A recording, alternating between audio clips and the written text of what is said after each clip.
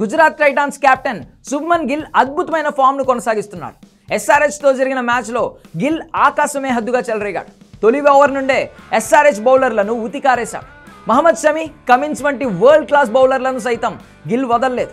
ఈ క్రమంలో కేవలం 25 బంతుల్లోనే తన హాఫ్ సెంచరీ మార్కును అందుకున్నాడు. ఆ తర్వాత కూడా గిల్ ఎక్కడా తగ్గలేదు. దీంతో అతడు దూకుడు చూసి 3 అంకెల స్కోర్ను అందుకుంటాడని అంతా భావించారు. కానీ జీషన్ అన్సారీ వేసిన 13వ ఓవర్ ఆఖరి బంతికి శుభ్మన్ గిల్ రన్అట్ అయ్యాడు. అయితే ఈ రన్అట్ తీవ్ర చర్చకు దారితీసింది. Buttler and Gill quick single తీసేందుకు ప్రయత్నించారు. నాన్ స్ట్రైక్ నుండి గిల్ వికెట్ కీపర్ వైపు వచ్చేటప్పటికి బంతి హర్షల్ పటేల్ త్రో చేశాడు.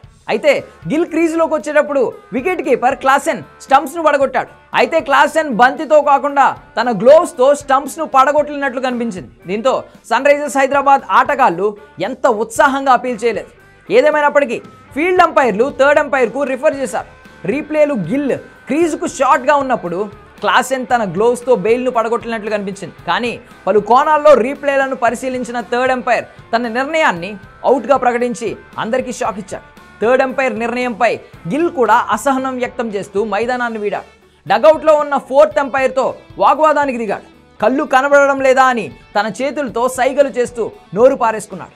అవుట్ అయ్యాననే కోపంలో ఫోర్త్ అంపైర్తో వాగ్వాదానికి దిగాడు. ఈ ఘటనకు సంబంధించిన వీడియో నెట్టింట వైరల్గా మారింది. ఇదిలా ఉంటే ఈ మ్యాచ్లో గుజరాత్ టైటాన్స్ నిర్ణీత 20 ఓవర్లలో 6 వికెట్లకు 224 పరుగుల భారీ స్కోర్ చేసింది. కీలక క్యాచ్లను వదిలేయడంతో పాటు చెత్త ఫీల్డింగ్తో ఎస్ఆర్హెచ్ మూల్యం చెల్లించుకుంది. చేసింగ్లో బ్యాటర్లు చేతులెత్తేయడంతో సన్ రైజర్స్ 186 పరుగులకే పరిమితమైంది. ఈ ఓటమితో ఎస్ఆర్హెచ్ ప్లే ఆఫ్ అవకాశాలు సంక్లిష్టంగా మారాయి.